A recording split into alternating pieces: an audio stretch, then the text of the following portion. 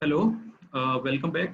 So in this part, we are going to discuss about the possible modes of failure of the compression member.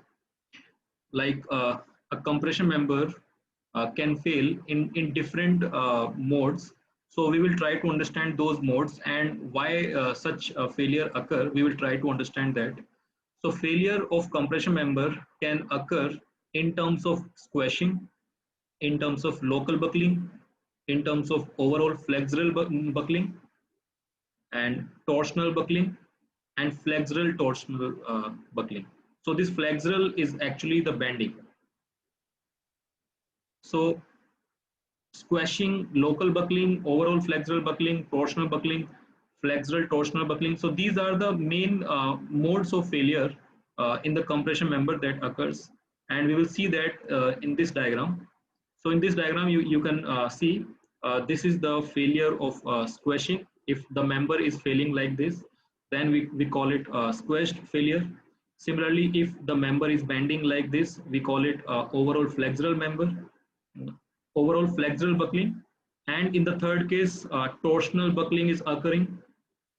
In the fourth case, you can see this is the case of local buckling, and this last case, it is actually the combination of flexural and torsional buckling. So in the last case, flexural buckling and torsional buckling both are occurring simultaneously. So we will see that in more detail in the next slide.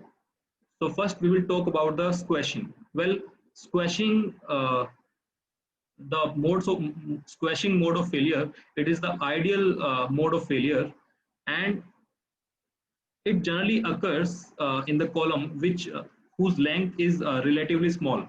So generally the column which are small in the dimension, small in the length, they are generally failed because of this failure. So this first failure you are looking at this.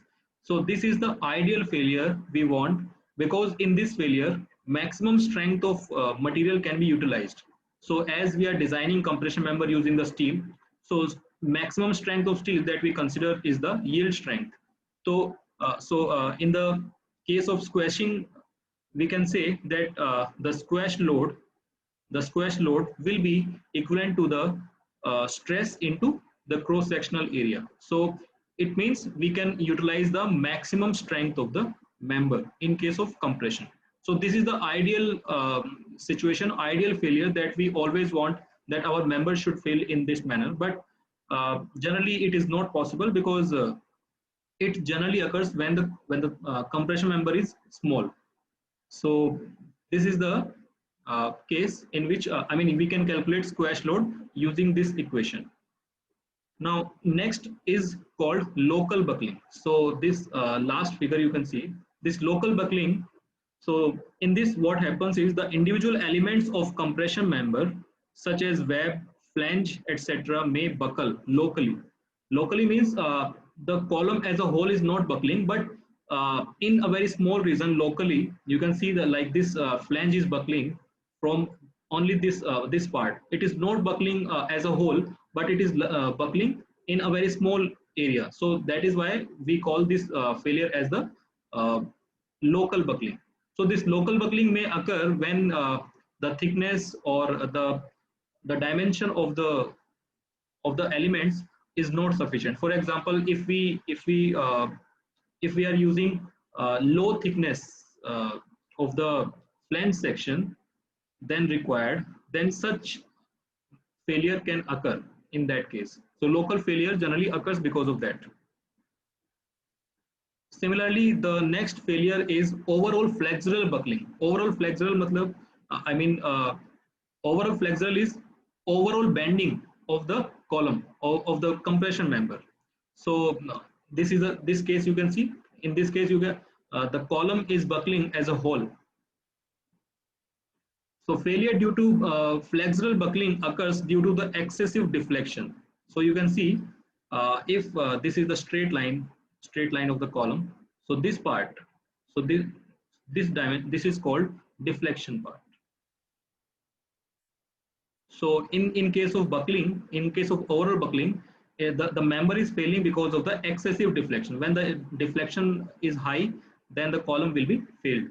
And this overall flexural buckling generally occurs in the compression member which are longer, and the member which fails under this category, overall flexural buckling, they are not able to utilize its full strength, which means uh, before applying the yield strength, uh, it will failed. It will be failed. Then the next failure is the torsional buckling. Well, torsional, we call it twisting also. So if the load is not applied along the shear center, well, shear center is a point in a section. I mean, if we apply load along the shear center exists in a section. It may exist within the section or it may exist outside of the section. So if we apply load along the shear center, then the member will not buckle. But if we are applying load other than the shear center, then the twisting will occur within the section. So like in this case, the load is passing along this, and because of that, it is not along the shear center, and because of that, this part is twisting as compared to this one. So such torsional buckling also occur in the member. So as it says, the member gets twisted about the shear center in the longitudinal axis.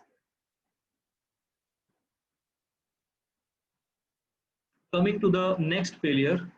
So this failure is the combination of flexural as well as torsional buckling. So in this, what is happening is the member as a whole, you can see the member as a whole is buckling. You can see here the member as a whole is buckling, but at the same time, it is also twisting.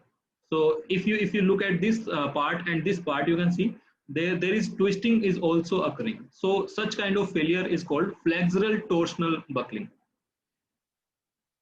So the flexural torsional buckling occurs when the member bends and twists simultaneously. So at the same time, it is buckling as well as it is twisting.